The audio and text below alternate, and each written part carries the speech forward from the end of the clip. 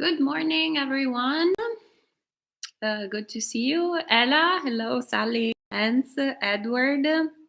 Welcome to Debbie, Ron, Bradley, Nora, and Yanni. Good to see you all, and good morning, Bante. So I'll pass it right straight to Bante, so he will decide what's going on this morning. Well, first off, we'll start with a period of meditation. So please go ahead and get in a meditation posture. Again, if possible, sit in the full lotus position. I don't understand why people always laugh when I say that, as though I'm not serious, but I'm actually completely serious. If you can't do the full lotus, sit in half lotus or quarter lotus. If those are also challenging for you, you can use the kneeling position. If even the kneeling position is too much for you, you can sit in a chair. But really push your limits a little bit. Push your limits. If you're completely comfortable sitting in the kneeling position, well, then push yourself a little bit. Sit in the quarter lotus. Quarter lotus is comfortable, push yourself. Sit in the half lotus. So always pushing yourself. Pushing your limits is how you make progress. If we don't push our limits, if we just stay comfortable all the time, then we won't make progress. So push yourself. So once you're in meditation posture, making sure you're balanced nice and evenly. So you might rock side to side a little bit. Bring your shoulders back.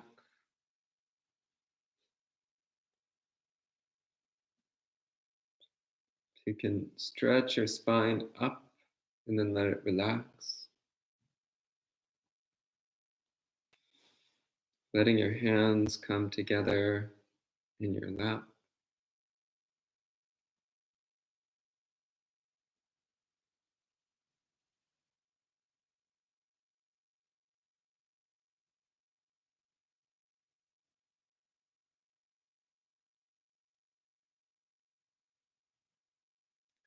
Set aside all of your thoughts, concerns, worries, plans. Set all of that aside. It can all wait until later.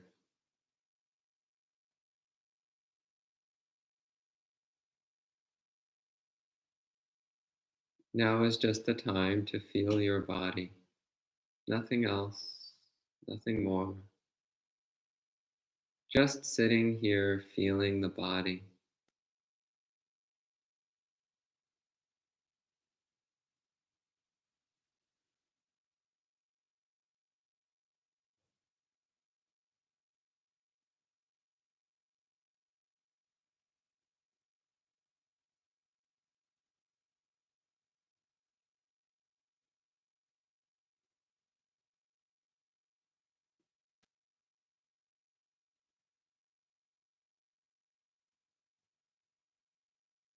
So it's been a few days of meditation now. So the mind should settle down fairly quickly and easily in the experience of the body.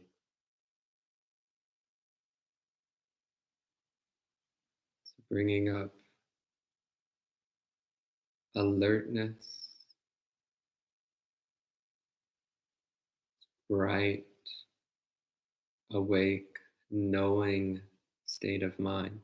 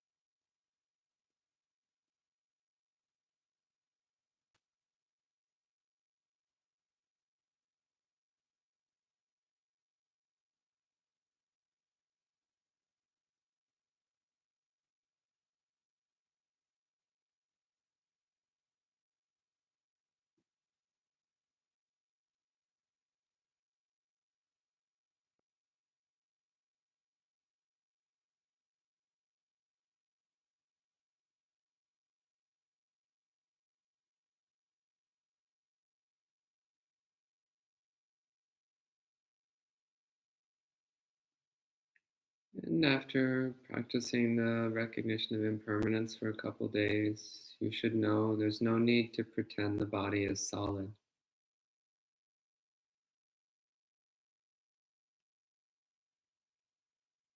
So as you hold your attention bright, steady, and clear,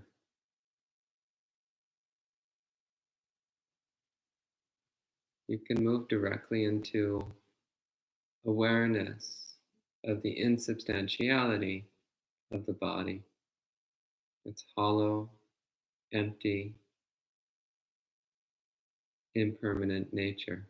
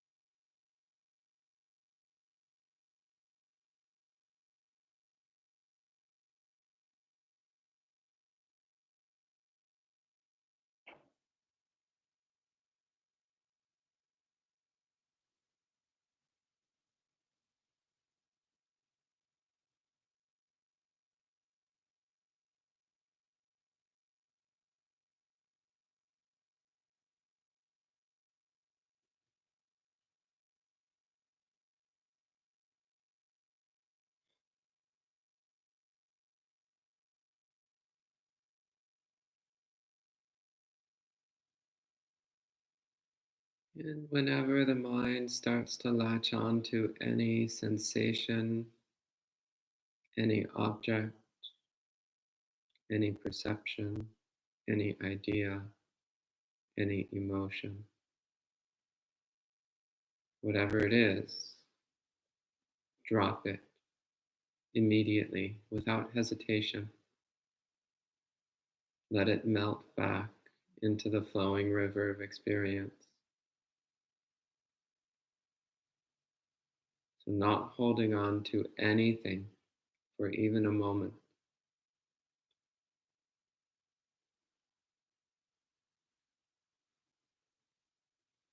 No matter how important it seems, no matter how delicious it seems, no matter how interesting it seems, drop it immediately.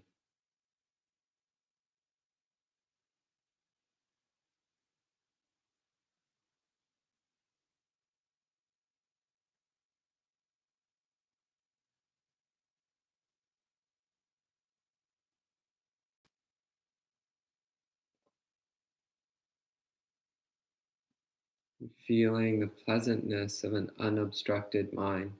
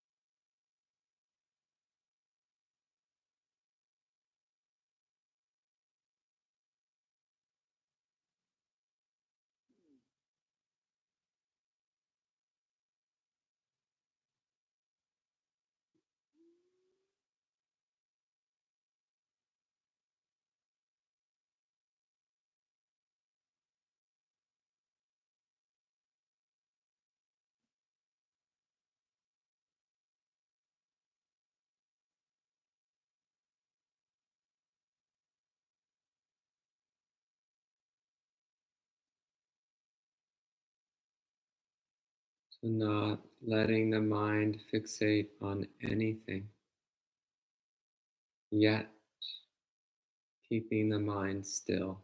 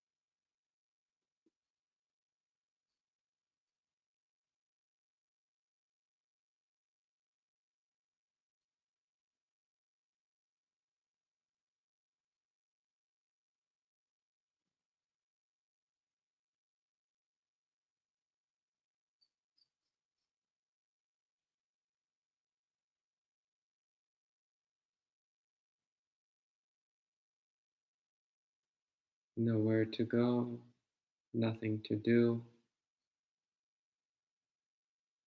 just being here now in the midst of change.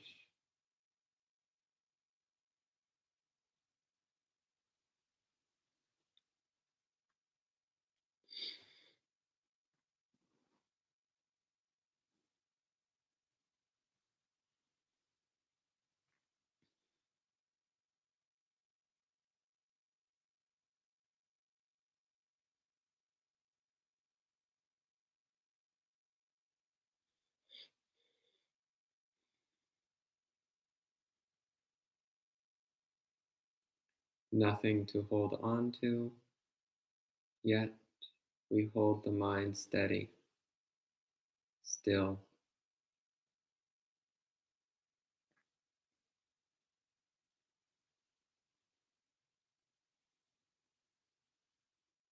nothing to focus on, but we keep the mind aware, alert.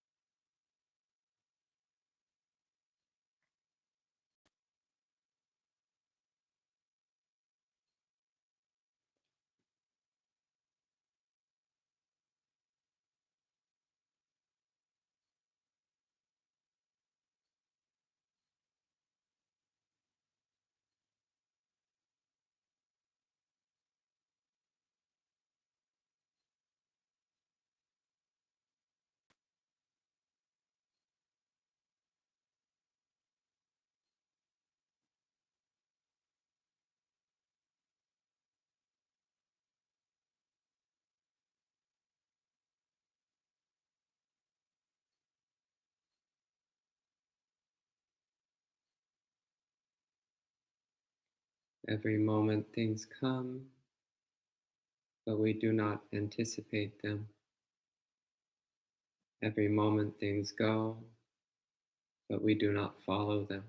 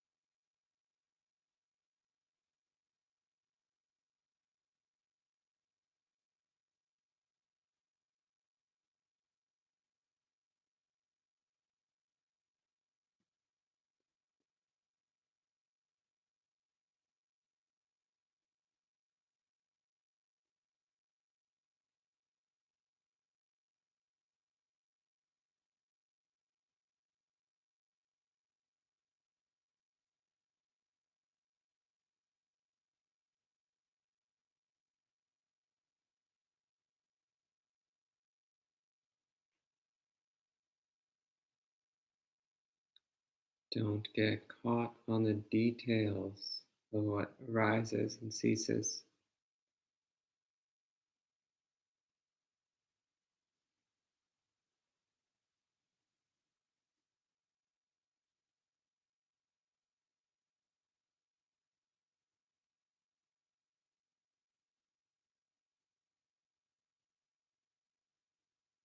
Just immediately let go of whatever appears before the mind.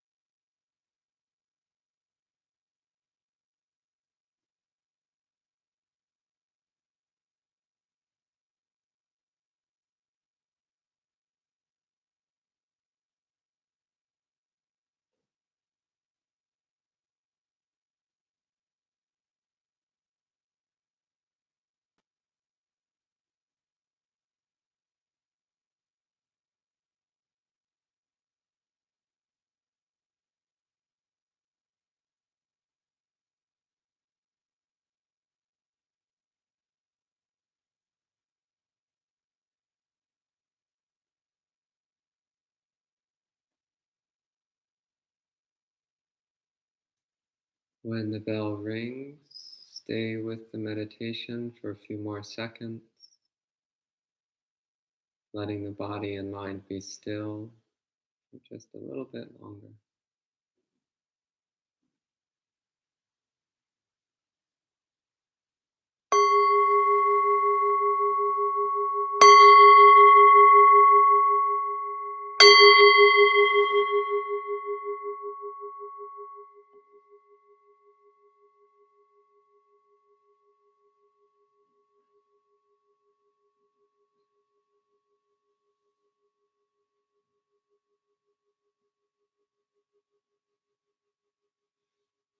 And you can start slowly moving your body,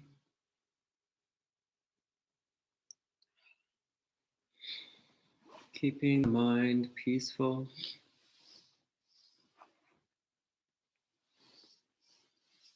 as you come back to gentle physical movement.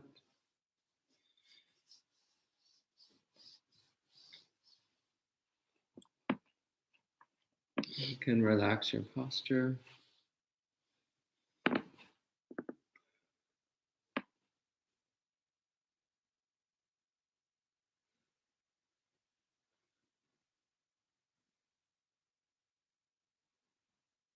Enjoy the peacefulness of the mind.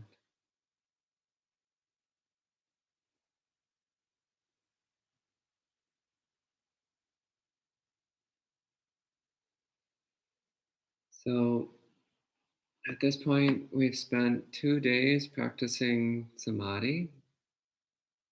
Then on the third day, I introduced the recognition of impermanence.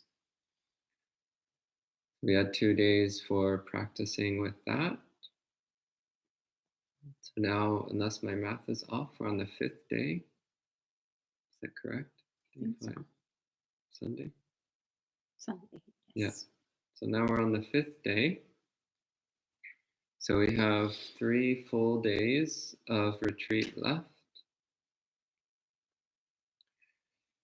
So this morning, I'd like to introduce a more advanced method which can be used once one has already developed one's samadhi to a certain degree, one has already developed the recognition of impermanence to a certain degree. So this is the method which is called, in the Pali tradition, it's called objectless samadhi, undirected samadhi. So it's animitta samadhi and apanihita samadhi, objectless samadhi, undirected samadhi. In the Chinese tradition, it's called a few different names, but the most common one that's used these days is mo jiao, which is silent illumination. In the Japanese tradition, they call it shikantaza, so just sitting, only sitting. But all of these have the same characteristic. They all have the same quality, which is to immediately let go of any object, to immediately go to uh, relinquishing whatever appears before the mind. And ultimately, it goes to relinquishing the mind itself as well. So the basic instruction for silent illumination practice is quite direct. Drop all phenomena. Drop all forms. That's it. That's the complete instruction. In other words, no matter what appears before the mind, we immediately recognize it as insubstantial. We immediately recognize it as impermanent. We immediately recognize it as hollow, as empty, as mirage-like, as like a lump of foam, as in the simile of the lump of foam, something which seems like a solid object only when you don't pay close enough attention.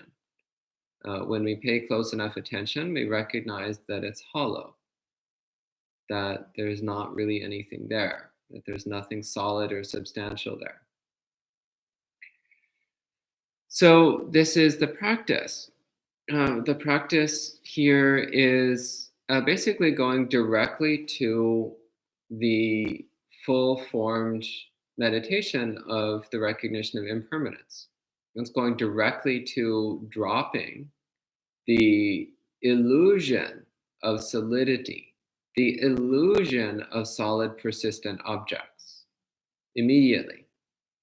So skipping the samadhi stage, skipping the gradual development of impermanence, and just going directly to the relinquishing of all phenomena, going directly to dropping all forms. So this is something that's quite difficult to do if you have not already well prepared the mind, which is why I'm only introducing this now on day 5, after you've already had a fair amount of time to prepare your mind for this kind of meditation. And this meditation it's quite subtle. If you don't already know what it feels like to have a mind which is very awake yet very still, then as you let the mind be still, then you'll tend to just fall asleep. or as you try to practice alertness, then you'll tend to latch on to objects, latch on to thoughts, latch on to sensations, which is cultivating restlessness and attachment. That's again, that's not so useful. So it's important to already have developed a strong basis of bright, alert, peaceful samadhi. Similarly, it's important to already have started to recognize the impermanence of all things, or else we won't recognize that we have the ability to drop all things. Often we think, oh, well, I can't possibly let go of the body. It's right here. It's this big, solid, meaty chunk right here. And from one perspective, that's true. There is this big, solid, meaty chunk right here. That's one way of looking at it. But another way of looking at it is that there's absolutely nothing here at all. Another way of looking at it is that there's only the illusion of a big, solid, meaty chunk. And that when we drop that perception, when we drop the perception of big, solid, meaty chunk, then we recognize that what's actually here is insubstantial. Again, it's like the lump of foam. When you first look at the lump of foam, it looks like a solid object floating on the water. But you go and grab it, you pick it up, and it's gone. There's nothing there. It just vanishes. The moment you close your hand around the lump of foam, it's vanishing. It's gone. You open your hand and you realize there's nothing there. And you realize there never was anything solid there. It was only something that seemed solid because we didn't understand what we were looking at. So through developing the perception of impermanence, we can recognize this. We can recognize that there never was a solid body here in the first place. There never was a persistent, ongoing object here in the first place. It just looked that way because we didn't understand what we were looking at. It seemed that way because we didn't understand what we were perceiving. So once one already has some experience with the recognition of impermanence, then one starts to realize that it's possible to drop all forms. It's possible to relinquish all phenomena. It's possible to cultivate a direct awareness of emptiness, a direct awareness of the hollowness and insubstantiality of everything that appears before the mind. Then we can work on cultivating that as a practice of rather than you develop a very stable, peaceful mind through sharp, intense awareness of the sensations in that part of the body. Then you recognize the constant change in that part of the body. Then you recognize that those sensations are arising and ceasing every moment. Then you practice letting go of the direct awareness. So rather than the step by step by step by step, you just go directly to the final step. Just go directly to releasing all forms, dropping all forms, relinquishing all phenomena. You go directly to dropping the illusion of solid persistence. It includes thoughts and emotions as well as sensations. So it's a whole picture. It's all inclusive. Drop all of it, every moment. Immediately drop it. And another aspect of this is not anticipating. So not looking forward to any upcoming sensation or experience, not expecting anything. As you look more closely at the mind, you'll probably recognize that we're constantly expecting things. We expect our body to feel a certain way. So we're always projecting an idea about what our body is going to feel like in the next moment, which means we're not actually present with what it feels like now. And it means we're not going to be present with what it feels like in the next moment either. So expectation is living in delusion. Expectation is dwelling in a false image. Expectation is living in a phantasm, a dream world of our own imagining.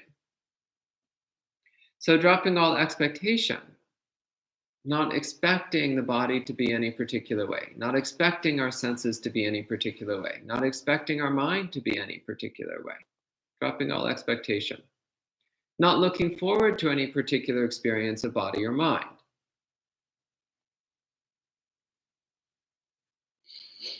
So, when doing this practice, there's no concept of goal or aim, because that would be expecting something, that would be anticipating something. You just immediately drop all forms, immediately relinquish whatever appears without expecting anything to appear. And similarly, no matter what appears in our experience, no matter what seems to be present, we immediately drop it.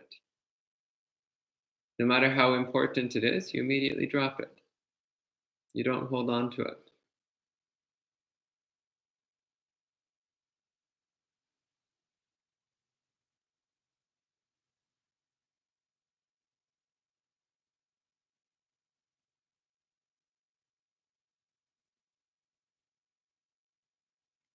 And it's important to be absolutely uncompromising with this.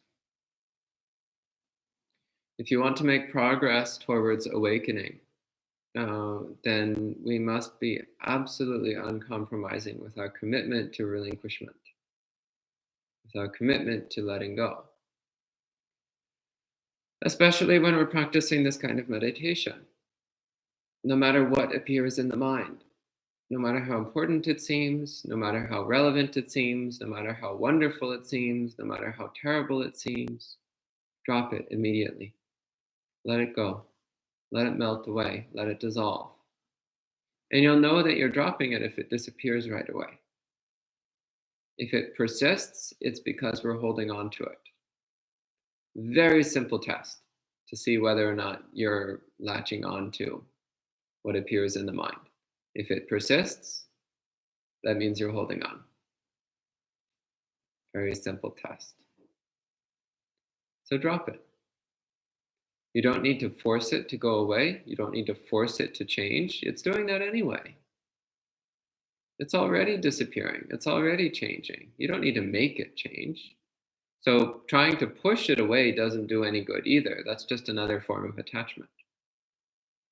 Because you have the idea that there's an object, a persistent object, which you're trying to push away from you. So you're already reaffirming the delusion of an ongoing object when you engage in aversion, when you engage in pushing away. There's no need to push things away. They're already going away. There's no need to try to eliminate anything from the mind. It's already gone. We just need to stop obsessing with it. We just need to stop adhering to it. We just need to stop holding on to it. You just need to allow it to disappear.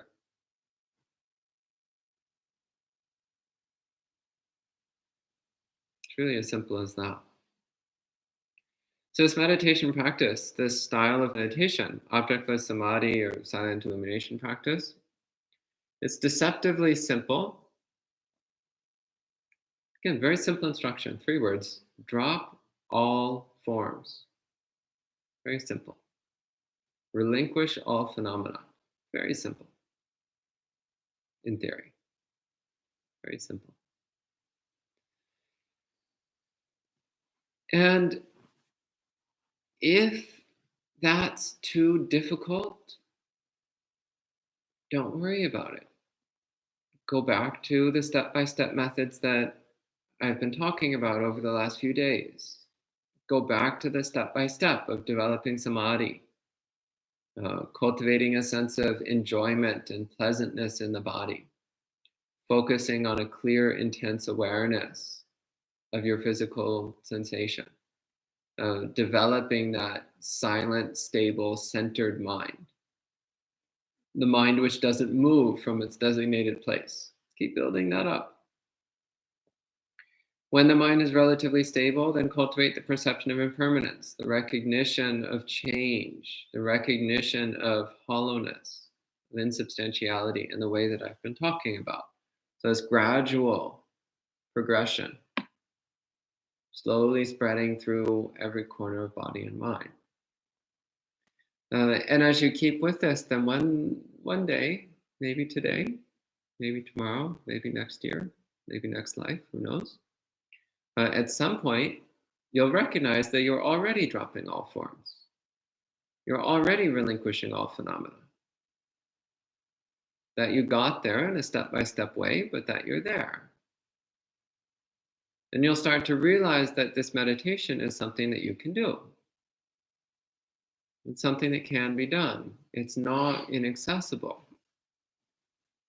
It's just that for the average, ordinary person, it's so completely counter to our habits that without a bit of step by step training, it's hard to get there. But once you have an experience of it, then you know what it is, you know what it feels like. And you realize, oh, yes, yes, I can get there. I can do this. May not be easy, probably won't be. May not be familiar at first, but it will get familiar. So you don't need to worry about that. You just keep practicing in the way that you're able to practice. You keep practicing in the way that pushes your limits a little bit. And sometimes you practice in a way that pushes your limits a lot. Because the truth is, we're usually capable of far more than we think we are, especially in our spiritual practice. We're capable of far more than we think we're capable of. So, this is one of the points of the retreat setup. So, retreat setups are intentionally designed to push us far beyond what we think we're capable of. They're designed to be challenging. They're designed to be a little uncomfortable. They're designed to push us far beyond our daily practice. And that can be a little unpleasant sometimes until we realize that the unpleasantness is something we're creating in our own mind. And we realize that the retreat itself is actually a magnificent, wonderful, peaceful, joyful thing. And the reason why it feels uncomfortable and unpleasant is because we're holding on to something. And if we can just drop it,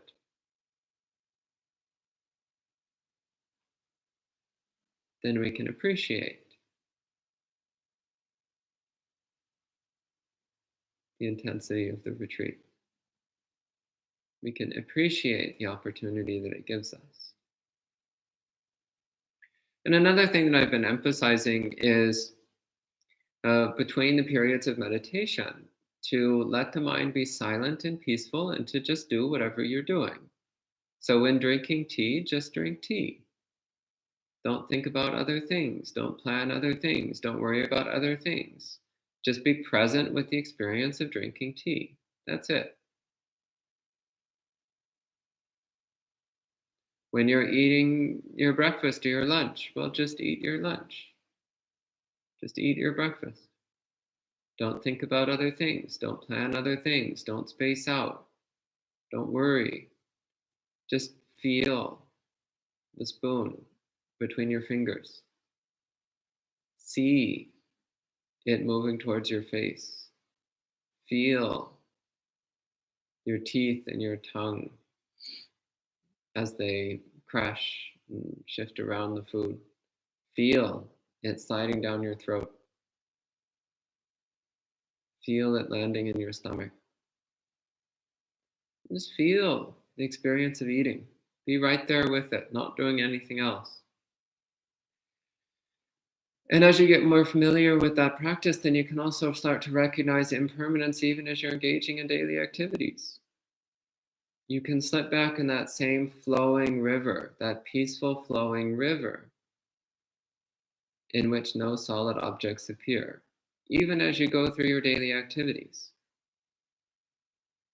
So, cultivating the recognition of impermanence does not prevent you from functioning in daily life. It doesn't in any way hinder you in going about your daily activities. What it does do is it brings a vast reservoir of peacefulness to all of your daily activities. So really try as you go throughout your day. When you're sweeping the floor, we'll just sweep the floor. And when you're ready, recognize the impermanence of all the sensations of body and mind as you sweep the floor. When you're eating your lunch, we'll just eat your lunch.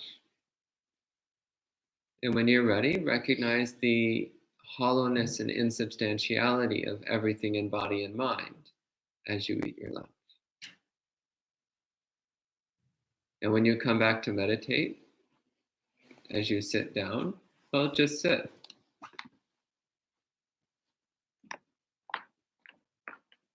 Be completely present with the sensations of body and mind as you sit.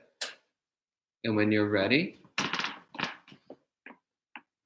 recognize the hollowness, the insubstantiality of everything within body and mind as you sit.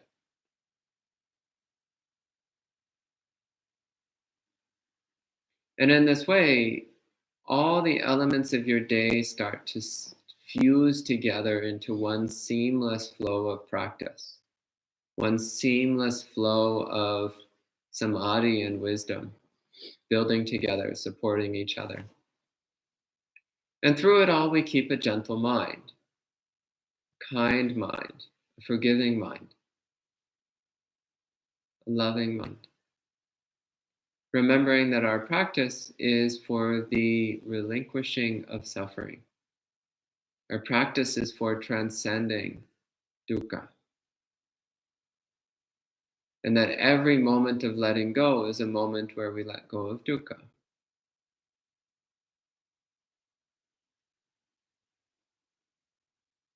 That's a moment of happiness. It's a moment of joy.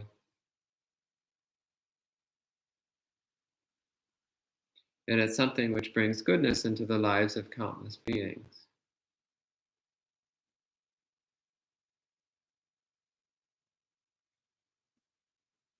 So I think that's all I'm going to say this morning. If you have any questions related to your meditation practice, please go ahead and type them into the live chat and I'll answer them as best I can. All right. Well, thank you, Bante. And we'll wait for questions to come. Right now, there is just a lot of appreciation comments. Sally says, yes, we love this talk. Amazing. Thank you for teaching this method of meditation, says Gita. Elaine says, I feel monkified.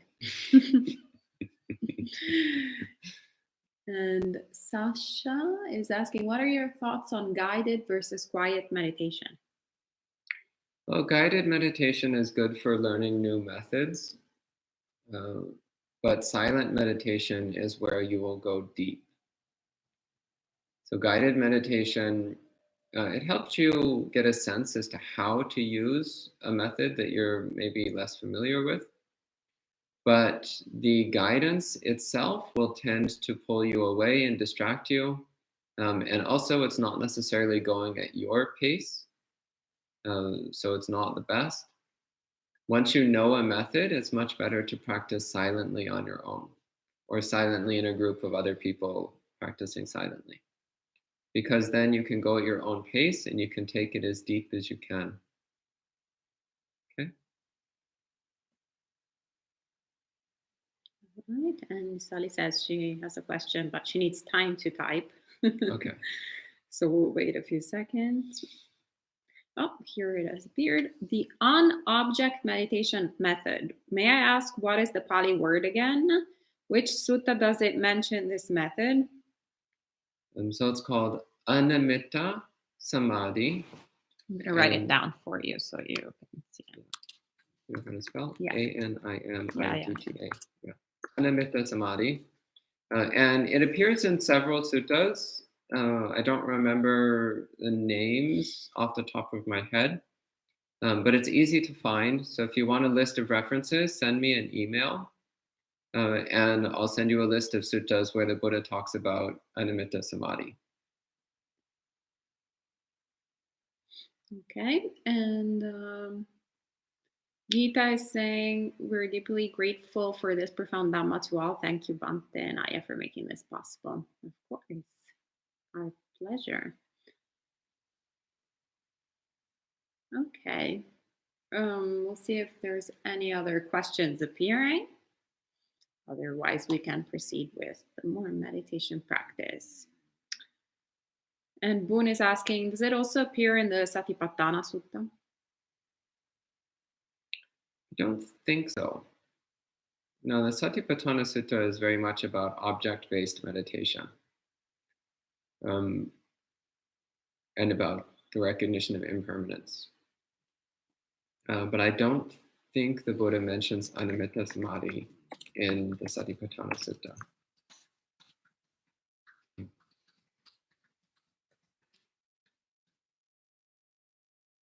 Anything else? Yes. The email where to send emails is info@buddhistinsights.com. And Jen is asking, how do you let go of things such as the floor you're sitting on?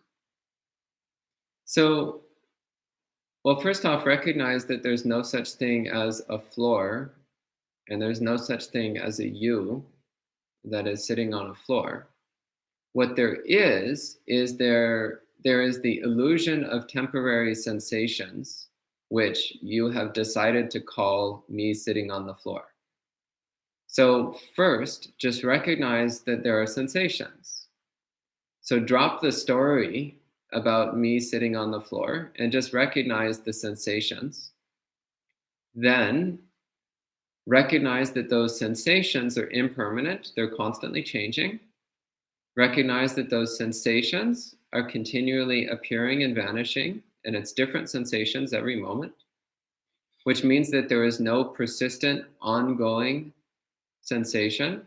There is no persistent, ongoing object, which means there is nothing whatsoever that you can call floor, and nothing whatsoever that you can call my body, and therefore nothing whatsoever that you can call me sitting on the floor.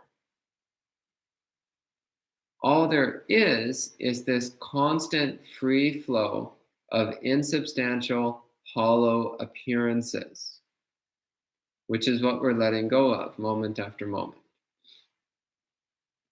Nonetheless, in that free-flowing river, every now and then there will be flashes of things that look like solid objects. That's fine. One aspect of the practice of impermanence is that every now and then something that looks permanent will appear. That's fine. Just don't hold on to it. Don't take it seriously. Don't place any importance on it. And it will melt away in its own time, usually very quickly. In fact, it's already melting away. Okay. And Jens is asking, currently when doing this meditation, I find my mind or questioning coming up, asking, is this right? Am I meditating correctly? How should I deal with this in meditation? So that's the fifth hindrance. The Buddha spoke about 5 hindrances: interest in sensuality, aversion, dullness, restlessness, and skepticism. So that's the fifth one, that doubting mind, which goes like, is this right? Am I doing this right? Is this helpful? Is this beneficial? So just recognize that as long as you're getting wrapped up in those thoughts, then you're not doing the meditation, which means you'll never find out whether or not you're doing it right. It means you'll never find out whether or not it's helpful. So it's kind of useless. It's a bit like a scientist who comes up with an experiment. They're like, okay, so we're going to have a double-blind study. So this group takes the medicine, and that group will get a salt pill, and then we'll carry on the study for 3 weeks, and then we'll compare the results. But then the scientist thinks, but maybe the medicine doesn't actually work. Okay, we just won't do the experiment. The experiment before you even try. That would just be silly. So that's the first thing, is to not take those thoughts seriously, because you recognize that those thoughts are preventing you from actually answering the questions the thoughts are raising. So don't get involved in those thoughts. Another thing you can do is to recognize that the thoughts themselves are impermanent. The thoughts themselves are insubstantial. The thoughts themselves are hollow. The thoughts themselves are just more temporary objects which appear to vanish and which appear and vanish, which seem to be coming and going in that free flow of sensation. So just watch as they appear and disappear. Watch as they temporarily flow along the surface and then melt away. Sometimes it's a bit like watching a river in the middle of winter. So in the middle of winter, it's very cold, and the river is partially frozen. But there's a certain temperature, certain ambience where the river is flowing. It's still liquid enough to flow, but it's so cold that it's constantly forming bits of ice. But then those bits of ice are constantly melting back into the river. So if you've ever lived in a cold climate, then you might have observed this phenomena where you have this flowing river and there's always bits of ice forming and melting and breaking off and clumping together and dissolving back into the river. That's a bit what it feels like sometimes. So rather than having this smooth flowing river of experience, it's a little bit chunky. A little bit chunky with things seeming to crystallize and form into solid objects temporarily and then dissolving back into the river.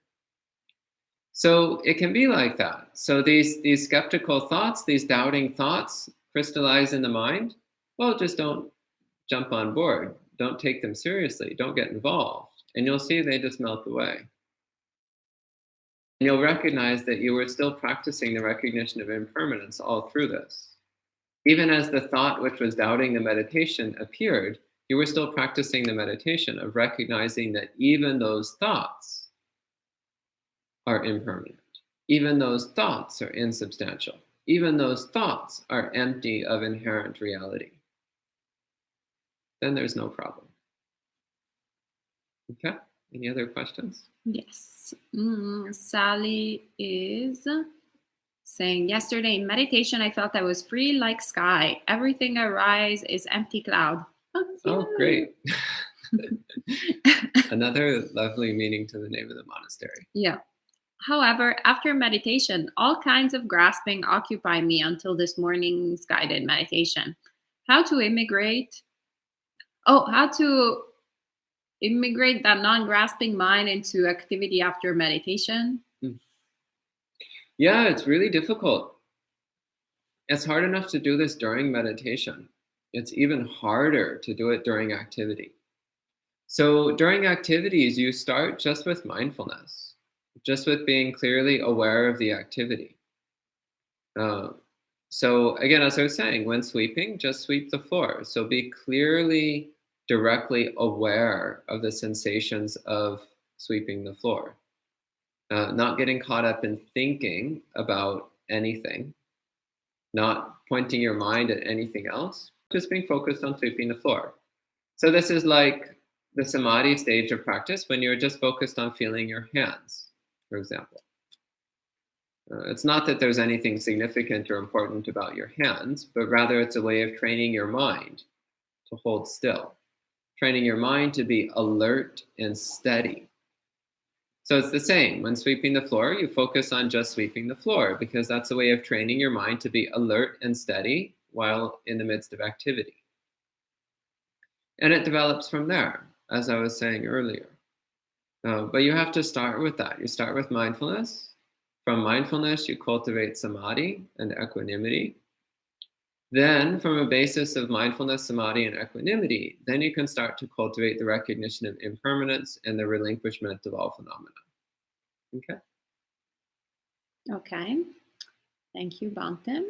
And Mark is asking, sometimes there's a lot of noise and people talking. Is it useful to meditate in these circumstances? Or am I better off finding a quieter place like the back seat of my car and meditate there even though my posture isn't as good? Well, so the Buddha did encourage finding quiet places to meditate. Um, you can try meditating in your car and see how it goes. Uh, I've actually found that even in suboptimal conditions, you can often find ways to position your body, which is supportive to meditation practice. You can even meditate with not so great posture, but you do need to be careful. So, car seats sometimes are a little too comfortable and you can start drifting off, which is not that great. Then you might wind up just taking a nap in the back seat of your car, which, I mean, if that's what you want to do, I guess that's okay, but it won't help you much with your meditation. The other option is when there's talking and noise and so on, is just not to be bothered by it. Just to see it also as being part of the impermanent flow. This is quite difficult. So the two sensory objects, which usually are the most distracting during meditation, are the sound of human voices and the sound of music. So those are two things which tend to be very distracting. But with practice, even with voices or music in the background, you can still practice your meditation. You can still develop samadhi, and you can always practice the recognition of impermanence, recognizing that the sounds are also constantly changing, insubstantial and hollow. Sometimes they're present, sometimes they're not, but they're always changing. Always changing. And also recognizing that it's up to you to decide whether or not to be bothered by the sounds. So again, this is quite difficult with human voices. One thing that helps a lot with human voices, though, is don't focus on the meaning of the words, but rather just hear the voices as being a string of meaningless sounds, like birds chirping. When birds are chirping, we don't start thinking, I wonder what those birds are talking about. It sounds like they're talking about going out for lunch at the Mediterranean restaurant. No, it's just birds chirping. It's meaningless noise. So do the same thing with human voices. It's just meaningless noise. Of course, this works best if people are speaking in a language that you don't know. But even if they're speaking in a language that you do know, just pretend that it's a language you don't know. So they might be saying, so after the pandemic, we will go to the Mediterranean restaurant. But what you hear is just blah, blah, blah, blah, blah, blah, blah. So just perceive all human voices as blah, blah, blah, blah, blah, blah, blah. Meaningless noise. So this is a bit of a difficult practice because our habit of placing meaning on human voice is so strong. But it can be done. You can perceive voice as just being sound rather than as information. Then it won't disturb your meditation. Okay? All right. We have quite a lot of questions coming Oh, up. okay. Well, I'll talk a bit faster then. So Ethan is asking, Bante, saw yesterday that I could drop a sense of hurt around a difficult relationship. And that the hurt on both sides of the conflict was just conditions. It brought a strong sense of relief. So it seems like proceeding with good intentions and an attitude of letting go is the right course now instead of fighting the battle. Any thoughts? Yeah, it sounds good. Yep. Wow, Okay, you really meant short answers. And Sally is saying, maybe after sitting meditation, do walking meditation using this morning's method. How to do silent illumination during walking meditation, because once lose this free tendency, hard to think tea just as drinking tea. Mine already switches to grasping holding mode. Well, it's the same practice actually. In every posture, it's the same practice. Just relinquish all phenomena, drop all forms. So when walking, just walk and don't let the mind crystallize around any experience. That's all. All right. And Edward is asking, when using the spoon to eat with, should I see it as a lump of ore to free myself of attaching to it? That's a concept. Drop the concept.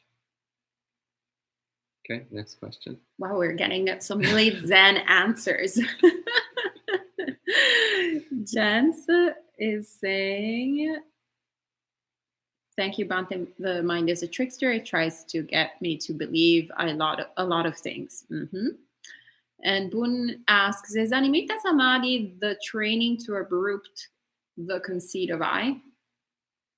It does lead to that, yeah. Mhm. Okay, next question.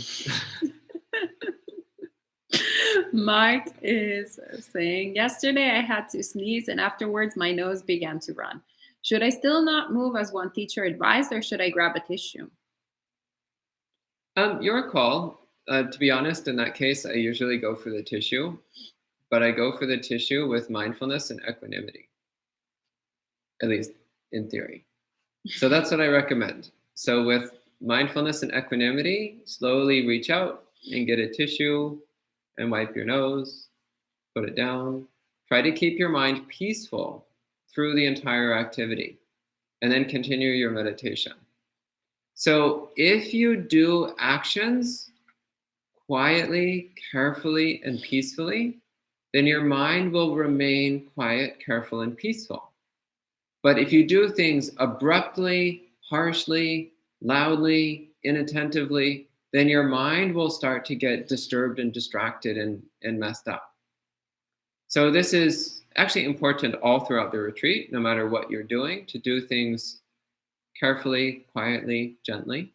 But especially if you're going to do something in the middle of a meditation period, like getting a tissue, it's especially important because that will help you maintain the continuity of the meditation practice. Okay. Thank you. And Lamo is saying, recently while meditating, I had an experience where my body was spinning quite fast while my head felt fixed at its position. Does this mean anything at all, or should I not bother myself with it? Doesn't really mean anything. So sometimes weird things like that will happen, especially with the recognition of impermanence. Once you stop expecting the body to be any particular way, weird things can happen, but that's not a problem at all. Nothing to worry about. Okay. Okay, thank you. And at Galaxy, we wrote the Chinese characters of silent illumination, so you can find them there. Oh, great, lovely. And Elaine is asking, how important is it to meditate in a clean, tidy area? Thank you. So different teachers have different opinions on this, but it is a common recommendation that your meditation place should be relatively clean and tidy. And you'll find that in most monasteries, the meditation rooms are fairly sparse and tidy and neat and clean and arranged in a way that is designed not to overwhelm the mind. So it's helpful, but it's not the most important thing. The most important thing is, what are you doing with your mind? How are you practicing during your meditation? But yeah, it does help a little bit to have your meditation area be clean and neat and tidy. That does seem to help a little bit. But it's not the most important thing. The most important thing is the willingness to relinquish all phenomena while you meditate. On the other hand, there's an extreme of this. So there's a story with Ajahn Chah, where a monk went to live with Ajahn Chah, and at one point there was a big windstorm, and the windstorm blew half the roof off of the monk's cabin. And so then when it was sunny, the monk would sit under the part that had no roof. And when it started raining, he would sit under the part that still had half a roof left. And eventually Ajahn Chah saw that the monk's cabin roof had been damaged, and he asked the monk, "Well, why haven't you fixed your roof?" And the monk said, "Oh, I'm practicing non-attachment." And Ajahn Sah said, "That's not non-attachment. That's just foolishness." So it's recognizing, like, yeah, we do need to practice non-attachment and relinquishing all phenomena and all that, but we also need to be practical. So yeah, clean your room. Okay, next question. Mhm.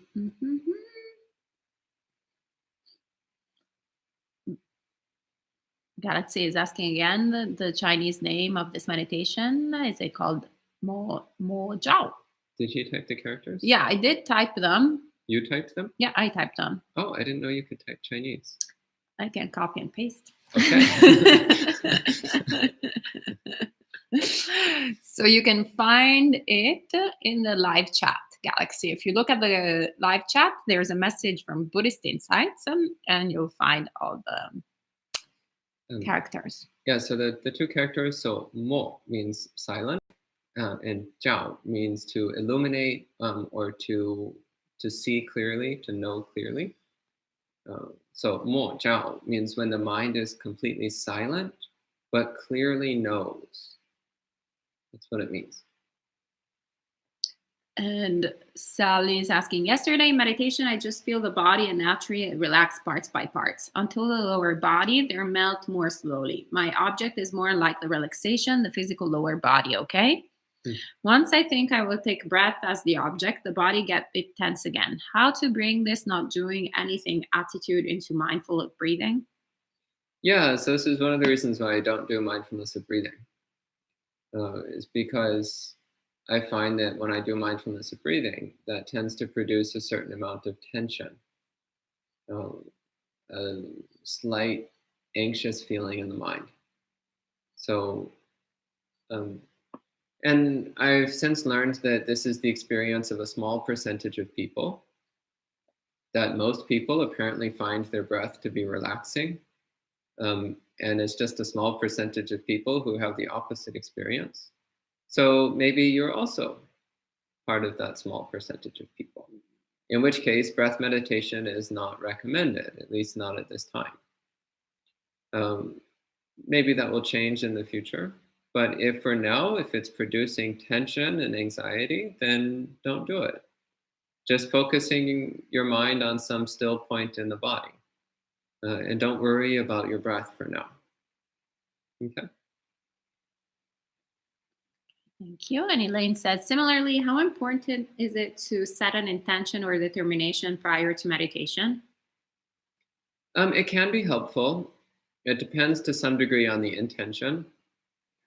One that can be quite helpful. So I think a couple days ago, I recommended bringing up the thought that I'm now embarking on the same path that the Buddha walked, and that all the Arhats have walked, and that all Buddhas throughout history have walked. I'm just following the same path that leads towards awakening that every other awakened being has followed. So just that kind of recollection helps to remind us of what we're doing and why we're doing it, and the fact that we're doing something which is well traveled. It's a path which is well known, a path which is respectable. Other intentions, a general intention, may I attain awakening? That one's great.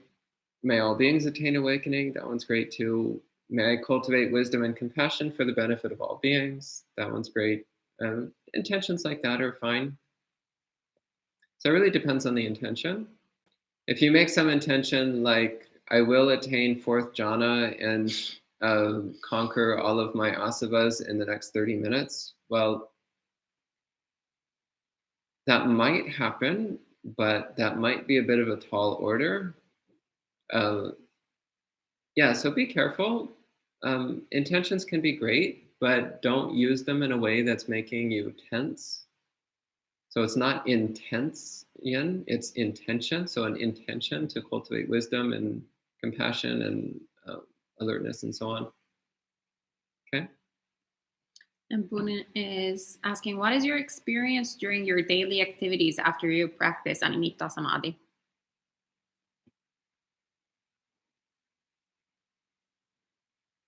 The mind is peaceful. Next question. And Mark is saying, sometimes near the end of my meditation, my mind seems to know I'm near the end and becomes extremely agitated.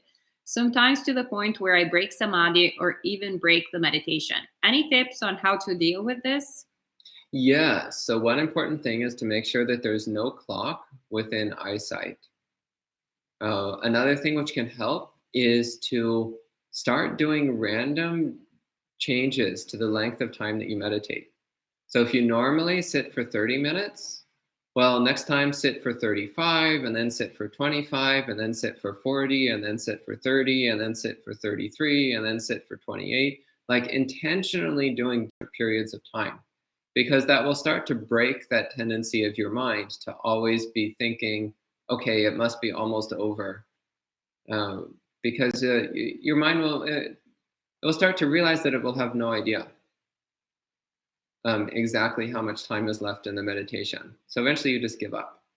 Another thing which is really helpful for this, by the way, and you might not like this recommendation, most people don't, uh, sit for a really, really, really long period of time, like 2 or 3 or 4 hours straight without moving, at least without getting up, but optimally without moving.